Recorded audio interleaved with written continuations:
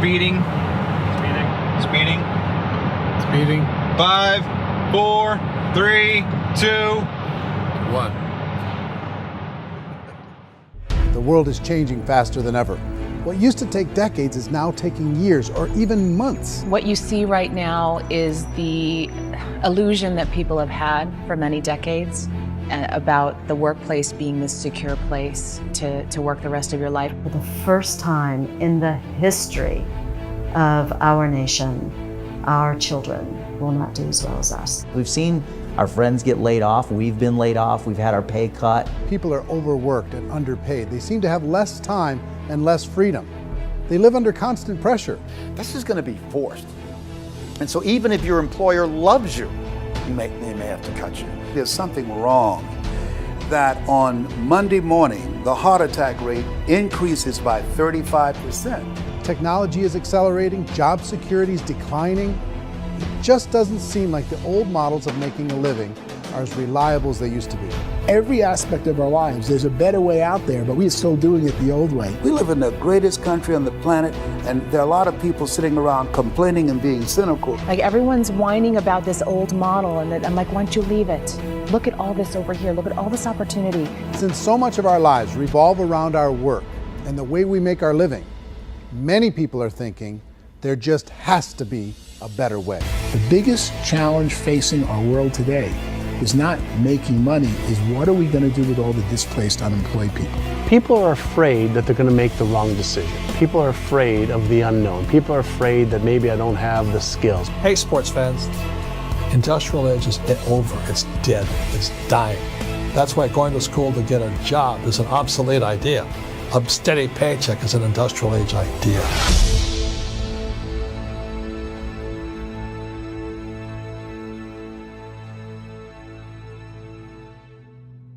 It's the search for answers that has brought us here together today. My name is Eric Worre, and for almost 30 years I've been an entrepreneur, struggling at times, but ultimately succeeding. As a best-selling author, speaker, and business owner, I've spent my entire career helping millions of people around the world to become entrepreneurs. And I believe strongly that there is, in fact, a better way when it comes to how we make a living. The career landscape has changed dramatically, and many are still working in a model that is completely out of date. What worked for previous generations isn't working as well for people today. In this film, we're going to explore 3 important questions. First, what's really going on in our working world today? Second, in this new economy, is it better to become an entrepreneur, or is it safer to work for someone else? And third, if a person decides to become an entrepreneur and start their own business, how can they do it without taking on massive risk? To help in this journey, I've brought together some of the greatest experts and thought leaders in the field of entrepreneurship to share the real facts with you. My intention is to give you new information that will allow you to make choices that are not limited by an old, outdated model. Let's start by understanding what's going on in our working world today.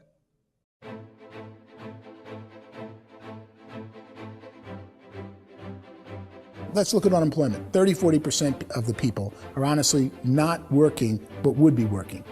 What our government does is if you haven't found a job in 6 months, we don't call you unemployed. We pretend you dropped out of the labor force. I've often said that unemployment, particularly structural unemployment, that's unemployment due to technological changes, is the first sign of economic growth. Think of it, 10 people live on an island. They go out every day and fish. One day, new technology shows up. A missionary brings them a net. Now, using the net, one pilots the boat, one throws the net. 2 fishermen can do all the work 10 used to. That's a 500% increase in productivity, 2 doing the work of 10, in one day. You don't have to learn a lot to learn how to throw a net instead of throw a fishing line. The island's got a big problem, 80% unemployment. But the island still has all the wealth of the fish because the 2 people produce as much fish as 10 did. Now, of course, looking back in history, these changes used to take thousands of years. And during that time, we went into farming and transportation. Some of us became doctors and some teachers and lawyers, and we developed all these new professions and new manufacturing jobs. Today, these changes are occurring literally in one day when a new technological advance occurs, and we don't have the social structures to deal with it or to retrain the unemployed people. So one of the things that I think is interesting as I travel across the country and really travel around the world is the way that we work and the way we get paid for work is changing pretty dramatically. On a global basis, everything is being turned upside down because of the rapidly advancing technologies.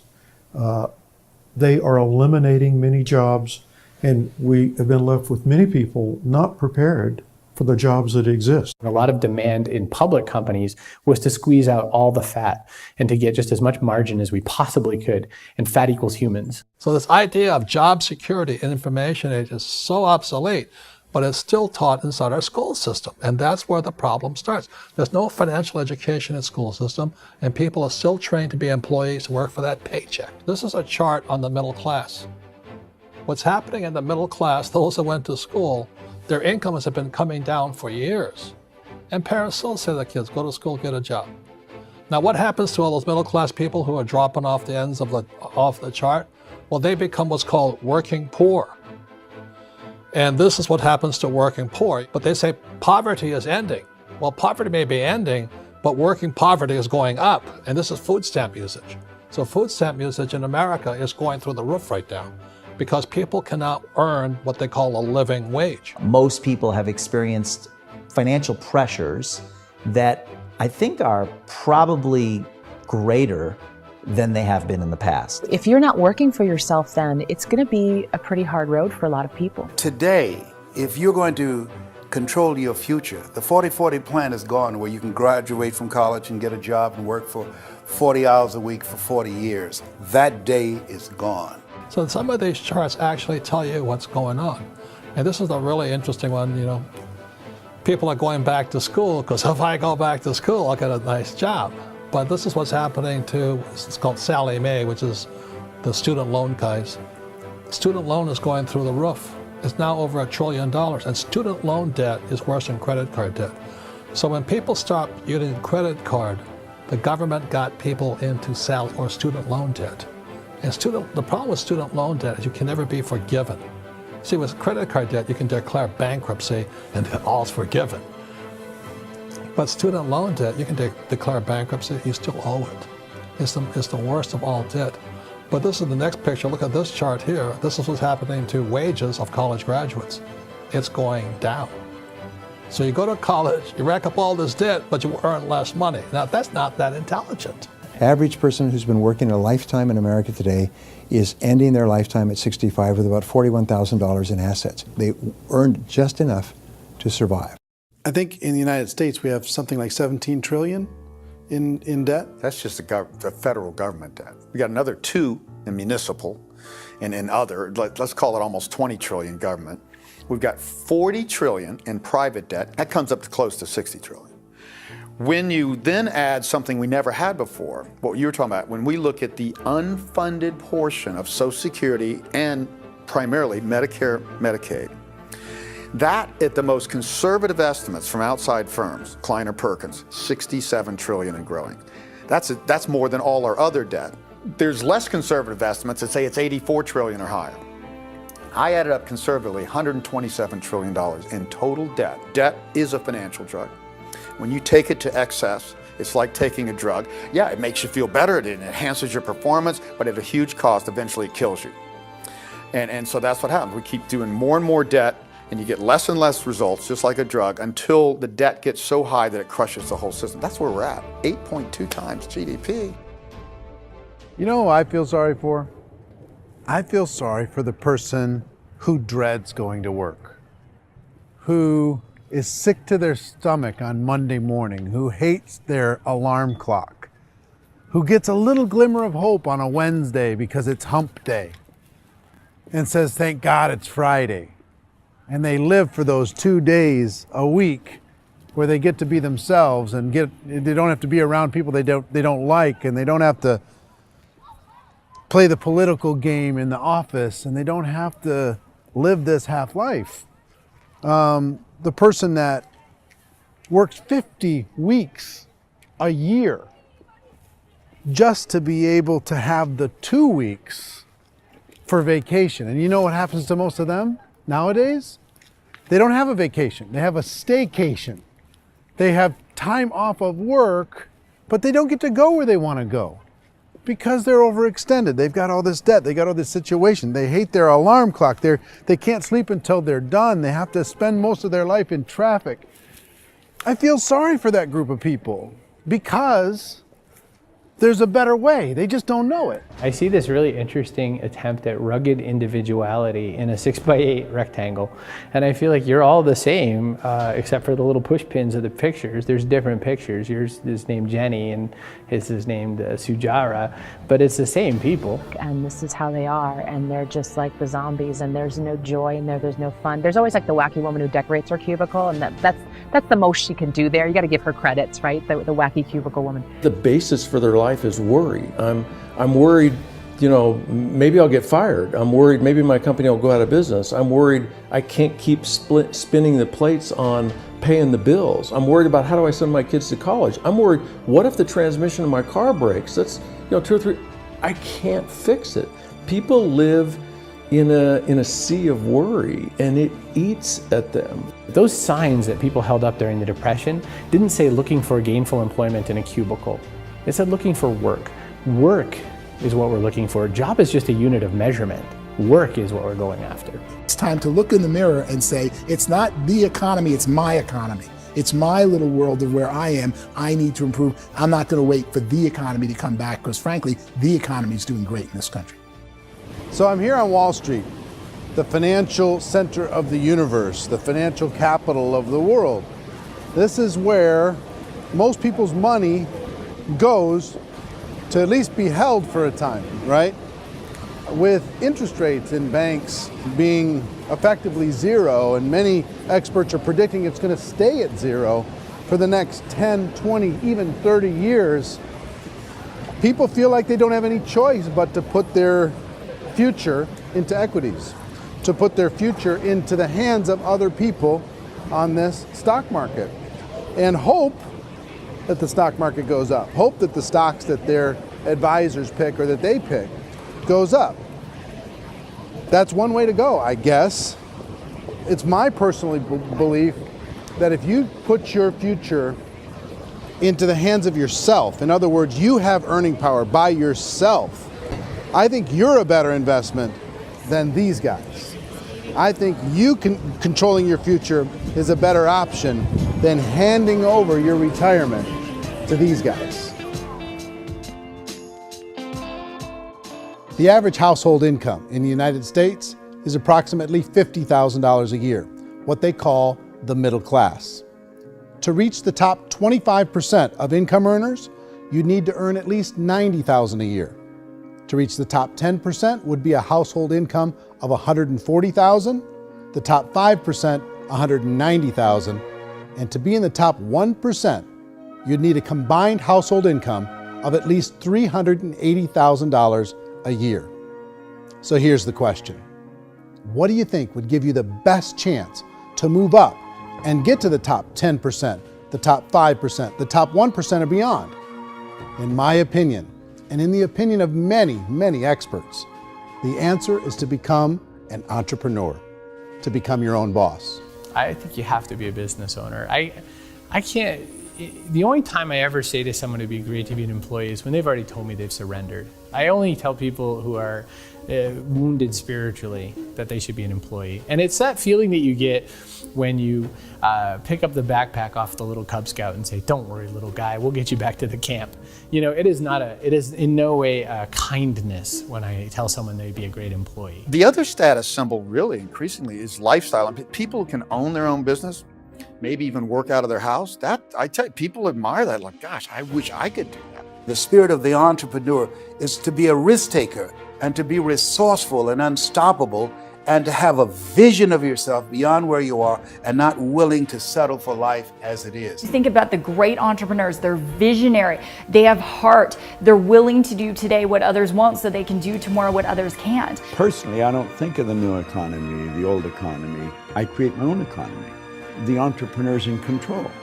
I decide what the economy is going to be like. In the world of entrepreneurship, there are no limits. you can make as much as you want, depending on how much you want to work and how smart you are and how great a team you put together. There's no more lifetime rewarding business than being an entrepreneur. Why in America, where anyone could be anything, would people want to give up their freedom and become effectively a modern-day slave, told shut up and be here every morning at 7:30, leave at 5:30, and do what I tell you? If people decide to become an entrepreneur and work for themselves, they have some traditional options, but they're riskier than you might think. Any kind of a retail business, retail build-outs is extremely expensive. Even just these small little yogurt stores where they're putting little yogurt machines and you get all the different flavors, you're spending $200,000, $300,000, $400,000 to open a yogurt shop. I would love to buy a Dunkin' Donuts, but it's $500,000 or so to start.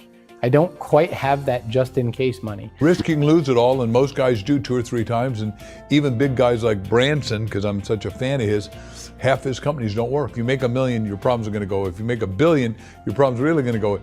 Just the opposite. You and I know when you're making $1 million, you get $1 million responsibilities. You make $1 billion, you got 1,000 times $1 million responsibilities. And most people say, I'd love to be my own boss. 70% of Americans would love to be their own boss, according to recent polls. But they don't know how to get there. Because what are you gonna do? One, you could buy an existing business. If somebody's selling an existing business, you have to ask why. Usually because it's probably hard.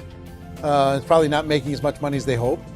2, they could buy a franchise, a little less risk, proven system, but it's expensive to be able to do that. 3, they could start something from scratch. And that's where a lot of people feel like, I don't have the chops to do it. I don't have the money, I don't have the product idea, I don't have the expertise, I don't have whatever it's gonna take to be able to get there, and I can't risk my family to do it. So, 4th, they could become an investor. A lot of people in this town invest to try and figure out a way, but you gotta be pretty smart with that game too, right? Venture capitalists, who are the very best and most sophisticated in investing in new breakthrough businesses, make it on 1 out of 11. That means 10 out of 11 are mediocre or fail. Most of them fail. That's the risk there. An angel investor is lucky to get 1 out of 15 or 20. A business is a team sport. Like, I have to have accountants, I have to have engineers, I have to have system designers, I have to have sales, marketing, I have to have accounting, I have to have mission statements, I have to have legal and all that. The average Joe Schmo, even me, I go out there, I don't have the skills to put a business together. I think the bottom line for the 4 traditional options is they take money, sometimes a lot of it. They take expertise, and they take time. All of that adds up to just too much risk for most people. I bought a business from somebody else and it was a lot of work. And you start wondering, what did I just buy? Because I guess ultimately I own your email list and I just overpaid for it. People that start their own business, they spend a lot of money, they spend a lot of time, a lot of effort to get things started. And the more you invest on the upfront, the harder you typically work at it. Well, I can tell you what the success rate is of a restaurant. What is it? They're crazy enough. About 90% of them fail. About 90%, in how quickly? Year less. Wow. And if we're talking non-franchise, we're talking franchise, Sure. That's totally different. Yeah. But our students aren't getting franchise restaurants. You gotta invest big money. Exactly. And with someone like McDonald's, you've had to work with the company for a long period of time, really know the To even have a chance at investing $1 million. have a chance, and it's a slim chance. What if there was a way that you had all the proven aspects, the comfort aspects, and you could still control your own life? What if there was both? In other words, you didn't have to create everything from scratch. You didn't have to be a super leader. All you had to do, what if there was a proven product already? You didn't have to create the product. And there's a proven system already, proven training already. Everything except an employer. That was the only thing that you didn't have. Do you think more people would be open to working for themselves in that environment?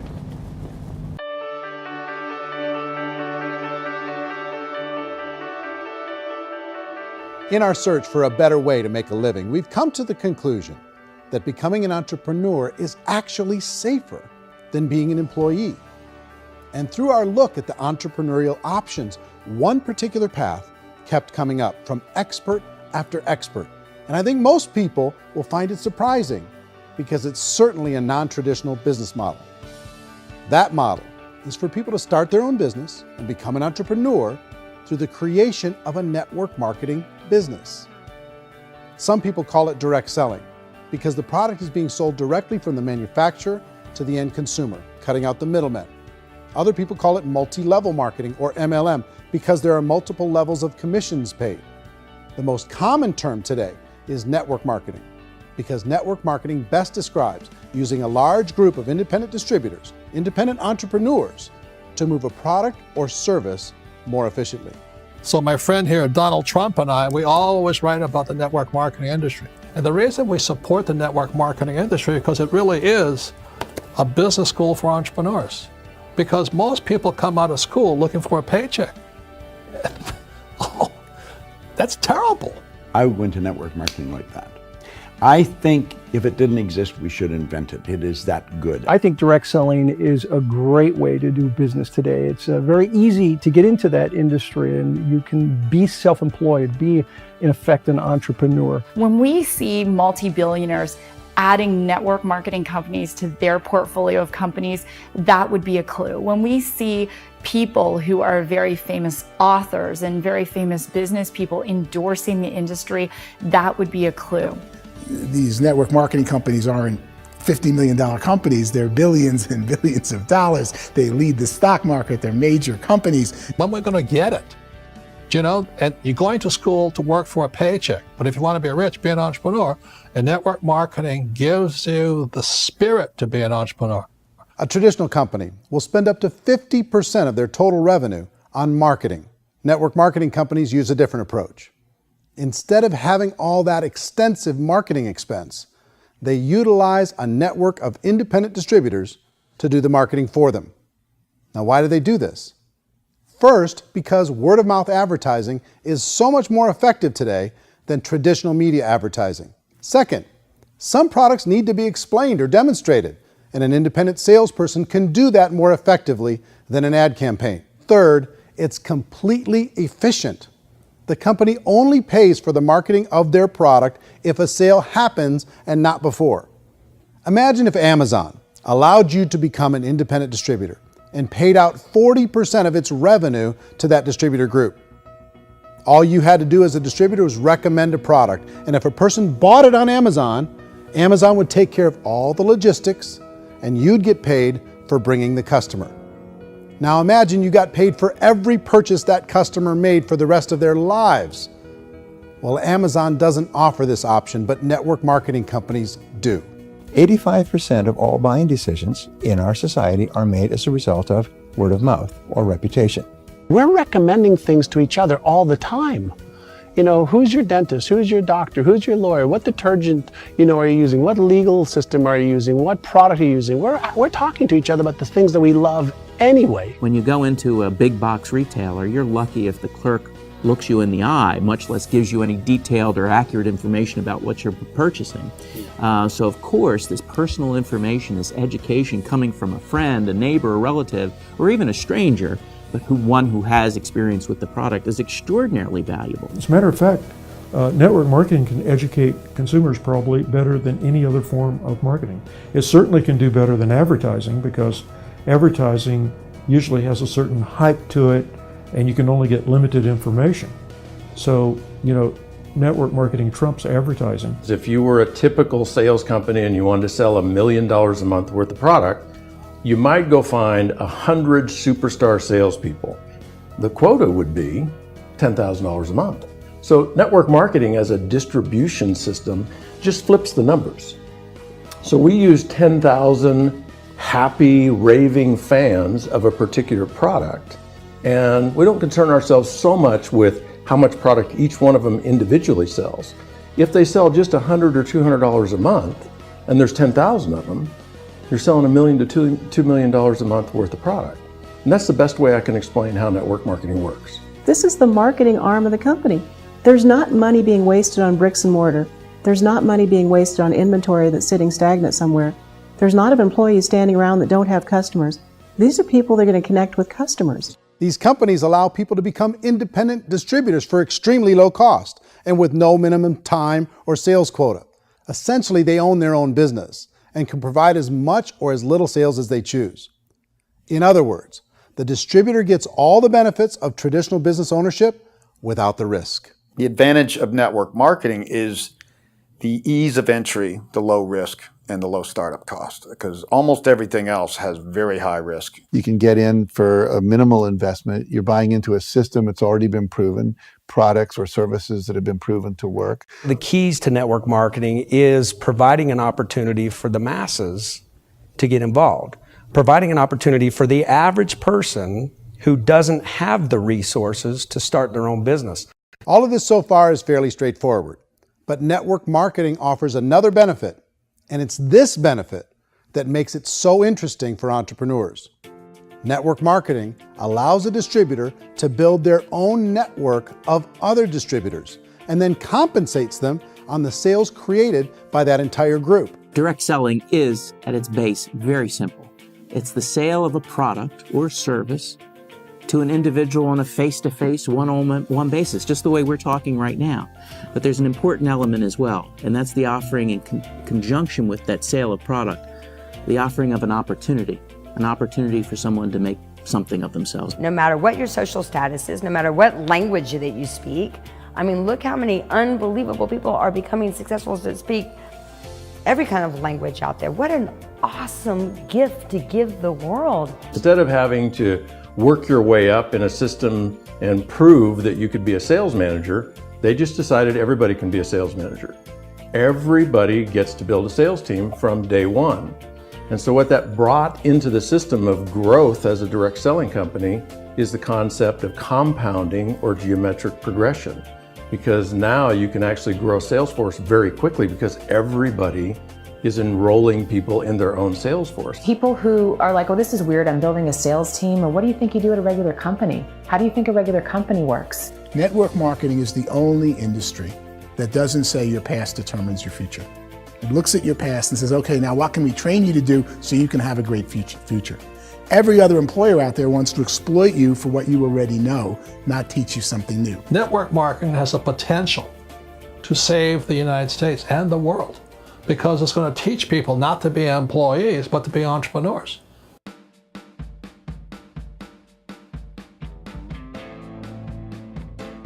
According to the Direct Selling Association, if you add up all the network marketing companies around the world, they combine to do over $178 billion a year in retail sales.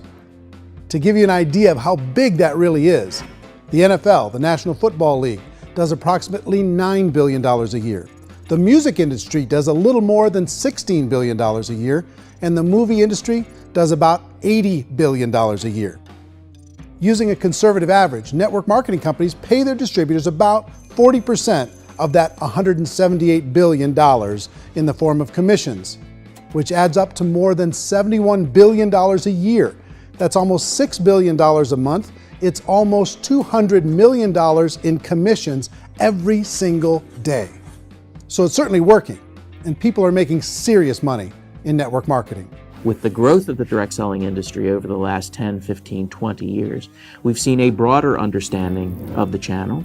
We have seen more and more people getting involved in the business, so our penetration in the marketplace has increased, and thus the understanding in the marketplace of who we are has increased. And we've seen non-direct selling companies look at the direct selling model and say, something's going on there.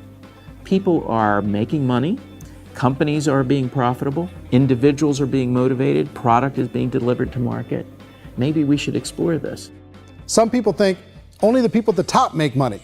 Well, let's take a look at that as well.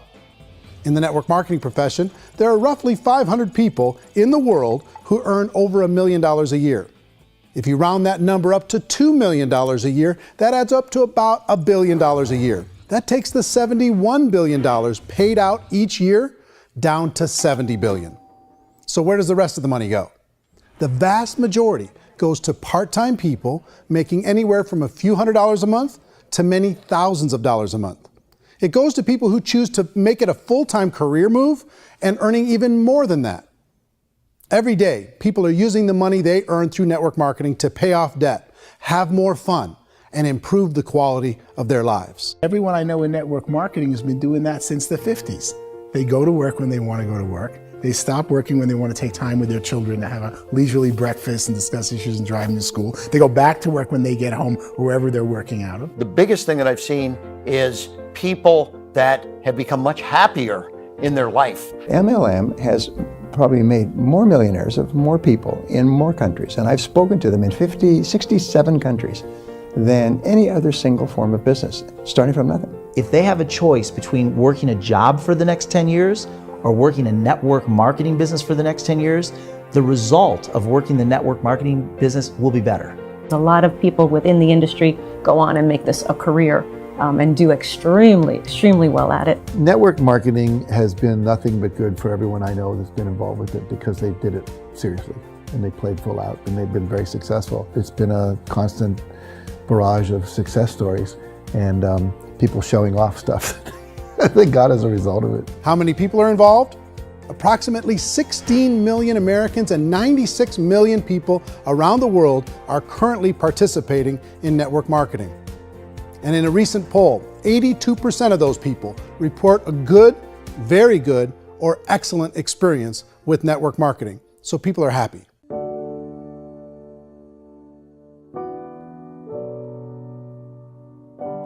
So I've taken a look at the network marketing profession and really tried to understand why so many people are confused as to the validity of this as a business.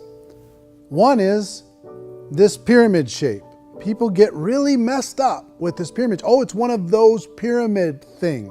So I just think there are a lot of haters out there who really don't understand the industry and say, oh, it's a get-rich-quick scheme. It's a pyramid. Well, corporate America is a pyramid scheme. You know what I mean? It goes like this. You have thousands of MBAs, let's say working for Ford or General Motors or Coca-Cola. If all these MBAs are all trying to get to here, that's a pyramid. Only one guy's going to make it. Every 10 years, one's going to make it. Whereas you look at network marketing, it's like this. So you're here, and your job is to develop other CEOs coming up behind you. So it's an inverse pyramid. In network marketing, it's a very simple concept. If you sell product, you get paid. It is paid based on production. There is no first mover's advantage. There is no investment component where the more somebody spends, the more they're entitled to make. So the two are polar opposites of each other. It doesn't matter what shape the company is or the compensation plan is shaped, whether it's a circle or a pyramid or a triangle or a trapezoid, it doesn't matter. If compensation is coming primarily from recruitment, then you've got a problem. On the other hand, if an operation is basing their compensation to participants on the basis of sales, even when those sales are generated by people you've recruited, well, then you're a perfectly legitimate enterprise. That's the legal test, it's the practical test. Another issue that's been true in the past that is no longer true now is people used to be in network marketing loaded up with products that they couldn't sell and they ended up a loser. They ended up with a bunch of product in their garage, they ended up with a bunch of products sitting in their kitchen shelves or whatever, and they thought they could sell it and then they weren't willing to or able to sell it and they ended up with a bunch of stuff and they were bitter about it. There was this thing called front loading where you had to buy if you bought $25,000 worth of product, you got better commissions and all this. Today, it's almost all done by computer. It's direct mail, comes from a warehouse somewhere else. You don't have to have all this inventory. You don't have to stock up. It's a paperless world now. Most of it's done online. You have a back office. It really works. And I mean, the technology has changed everything. Third issue is people start talking about 99% of people in network marketing don't make any money. Well, we've talked about that over the course of this journey together. Almost $200 million a day is being paid out to network marketing distributors around the world. The naysayers, the people who say that it doesn't work, are usually the ones who just don't know how to make it work for themselves. And so they're giving you an opinion, and I tell people, don't confuse people's opinions with expertise, because opinions are free. And don't confuse sincerity with the truth, because people can be sincerely wrong. But here's the reality inside of network marketing. The vast majority of people that get involved in network marketing just become customers, and they get involved to be able to purchase product at a lower price. If you take Costco as an example, if a person goes into Costco and gets a membership to Costco so they can get a lower price on the product, we don't call that person a loser because they have a bunch of product that they walked out with with a smile on their face. Yet when some people want to take a look at network marketing, they say, well, those people, they're just using the product and they aren't earning an income, so they must be a loser. They're not a loser, they're a happy customer. That's the vast majority of people that are involved in network marketing. Now, a smaller percentage of those people decide to go build a business. They earn $300 a month, $500 a month, $1,000, $2,000. That's the bulk of earnings in network marketing. And then there's the few that really decide to take it serious, really decide to build a large network, really work to make that network very, very productive. And those people make huge amounts of money and there's no cap. What I do as an outside economist, just somebody looking at this industry like any other industry I speak and say, look, what's the realities of this? 1% do incredibly well.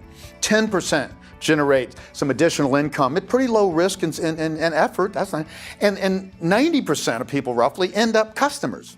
One thing that I think is real when it comes to people's perceptions about network marketing is people put this, and distributors, I think, involved in network marketing have some responsibility for this.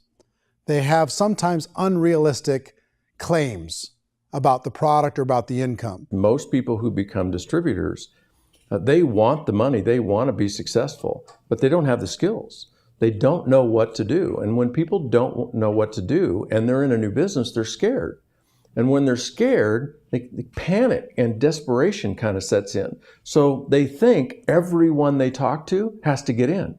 So if I talk to you and you say, well, no, I don't have time to do that, they're like, no, I need you. You have to do this or I won't be successful. So I start clawing on you. I start that desperation. So then I start making claims about the product, which are not appropriate, probably not even true. Or I start saying, oh, let me show you how you can make all this money and you don't have to do anything, Eric.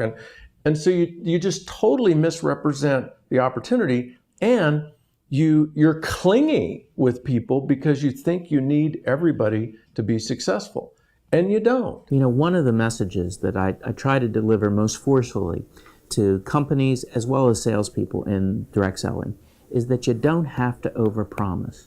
The reality is in network marketing, there's a lot of hard work involved. There's a lot of effort. You're going to have to develop yourself. It's a business like anything else. It's going to take some time, but in my opinion, it's better.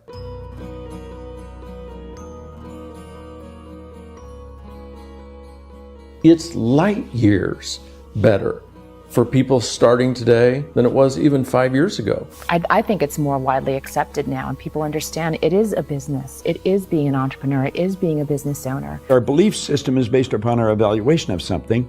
And frequently, if we reevaluate a situation, our belief about that situation will change. The industry has changed and it's grown up. It's totally transformed. You've got young people today that have grown up with social media, and they understand networks. They understand how people are connected through technology, and they understand how money flows through those networks. So when they see network marketing, they don't see it the way their parents saw it. And we've all learned, the larger industry that you represent, has all learned from those mistakes and flaws and errors that have happened early on. Early algorithms didn't work the right way. That's all fixed. It's like when they design a computer program, they design the program, then they run it, and then they go back through and they debug it. The MLM industry has been debugged. This is the day of being virtual, being able to run a business from your mobile phone. I mean, it's incredible. Companies are getting smarter. They're implementing more consumer protections. They're implementing more compliance training. They're doing more with respect to product research. If you do get involved and you make purchases of inventory, even on a voluntary basis, if you decide that this business is not for you, you can leave and have that inventory repurchased by the company. There's no other business that offers that kind of protection on a voluntary, self-regulatory basis.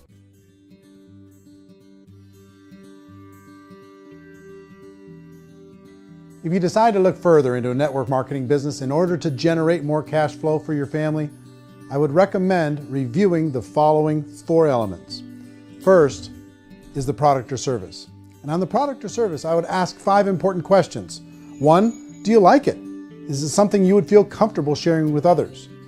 2, is there a recognized need in the marketplace? It's hard to create a need if one isn't naturally there.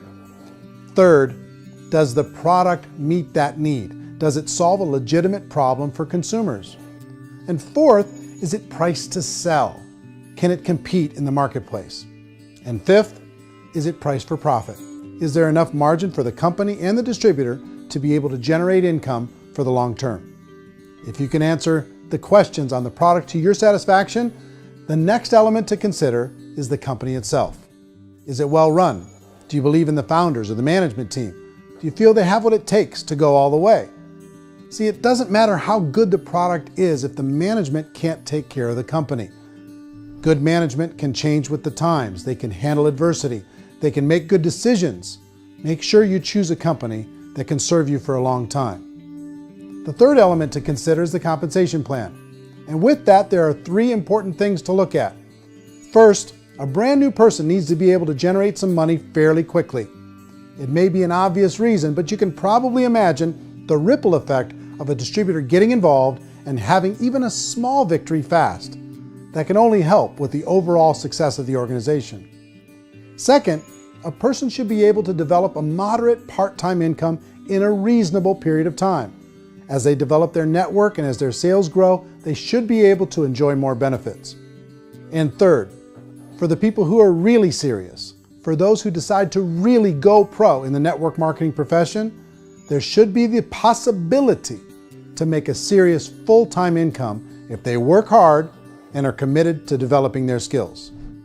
If you're comfortable with the product, the company, and the compensation plan, the last thing you should look at is the support that will be made available to you. Does the company have a website? Does it have a solid online reporting tool? Do they have comprehensive training available? Do they host events to help you build your business? If you decide to do this, what kind of a support system can you plug into? Choosing a network marketing company is a personal decision. But evaluating the 4 elements of product, company, compensation plan, and support is a great place to start. Is the company promising that you're going to get rich quick or that you can make a lot of money without a lot of effort? That's a red flag. Is there a product that you really believe in that you think can be sold? Or are you being told by salespeople or the person who's trying to recruit you or by the company itself that don't worry about the product, all you have to do is recruit other people into the business? Red flag, warning sign. If you're hearing that, take a second or even a third look. Get to know the customers, the products, the business, have some success, and see where the opportunities might take you to move up in the organization. You want to find out how concerned are they about my education, my training, and my development? Is there a space for me to grow? Most important question. Learn everything that you can about the product. Make sure it's something that you believe in, and learn everything you can about the industry and work that system. You have to be very passionate about whatever that company is doing. I would get involved. You can always test drive anything, the product, the service, the community, and then lean into it a bit. If it feels good, then lean into it a lot. Behind me is the Lincoln Memorial. And this is a place where Martin Luther King Jr. had his famous "I Have a Dream" speech. And at that speech, he talked about his dream for equality for everyone around the world, and that's a noble dream. But I think more people need to remember what it was like when they were kids and the dream was still alive in them. Before it got beaten out of them by reality, by this paycheck, by these responsibilities, and by having to live for this job to pay the bills. I think people need to remember that, go back to that. Once they know that there's a better way, I think their future is going to be much brighter. They can live a better life.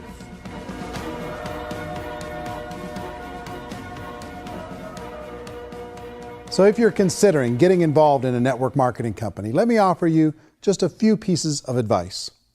First, network marketing isn't perfect. It's emotional, it's challenging.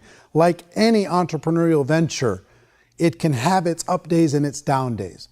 But if you have an entrepreneurial bone in your body, it's just better. Second, if you're gonna do it, decide to be professional.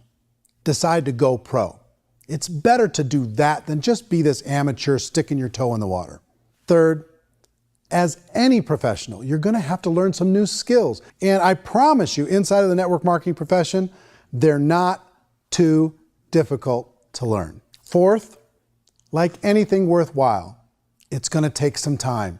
Don't expect that you're going to get to the finish line right out of the gate. And fifth, it's worth it. It's worth it to be able to take charge of your life again. It's worth it to be able to control your own financial situation. It's worth it for the people you're going to be able to spend time with. It's worth it for the things you're going to be able to see and the experiences you're going to be able to experience. It's worth it for the causes you're going to be able to contribute to, the lives you're going to be able to touch, the customers you're going to be able to help, the friendships you're going to be able to develop. I promise you, it's worth it. Remember, most people are searching for answers just like you are. But I do have to tell you the catch to network marketing. If there is a catch, if you want to understand this from an emotional point of view, people say, well, it sounds too good to be true. It's not, it's hard work. But here's the catch. Most people still don't understand it. So you're going to have to endure the loss of social esteem from ignorant people. The uneducated will think less of you. Now, if you can handle that, you're on your way. If that's going to destroy you, you know what? Entrepreneurship in general probably isn't in your future. If you can face that catch, you can become unstoppable. I want everyone to really contemplate this if they're not in network marketing. You're in a job, you probably have a mortgage, you have rent, you have debt, whatever's going on. You're in a prison. You work just hard enough to keep them from firing you, and they pay you just enough to keep you from quitting. Come on! I've been there, done that, and bought that t-shirt. In network marketing, if you run into failure, it's really just a homework lesson for yourself. There's no one to blame. You really have no excuse not to be successful. You just don't. People don't want to hear that, but there's so much available to you. If you want to be a good network marketer, be a student to the people above you, be a fellow traveler to the people on the same level, and be a teacher to those below, and know when it's appropriate to do which. People who are not afraid of asking people to buy things, or not afraid of persuading people with a chance they may say no, these people own the future. Nothing happens until something moves. So you got to go move, you got to go do something, or nothing's going to change in your life. In the beginning, you're going to do a lot of things that you don't get paid for. But as you go down the road, you get paid for a lot of things that you don't do. And your job is rehabilitate the spirit, the entrepreneur spirit in all of us. You get it back. You either give it a strong yes or a strong no, but no wishy-washy, dilly-dally stuff in the middle. There's dreams and there are nightmares, but I believe that the biggest nightmare of all is when you don't pursue your dream. You're going to see some monumental growth in this profession. It's an exciting, exciting time to be involved with the network marketing profession. The next 10 years, I see just exponential growth. When that tipping point comes, it's not a matter of asking somebody, have you ever heard about network marketing? You're really asking them, which company are you building your wealth in? We are here to fix the world, to improve relationships with other people, to improve other lives. And the real reward comes as an entrepreneur in any level from teaching somebody something and watching them soar. There is no greater reward.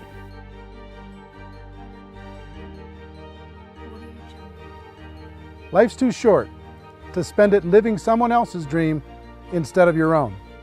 It's too short to spend it living at a fraction of your potential. Can being an entrepreneur be a challenge at times? Sure. But here's what you get in exchange. It can be yours. Something that you built, something that you created, something that you made happen. This balloon represents your dream. It represents entrepreneurship. My wish for all of you is that you would reach out and grab it. The choice is up to you.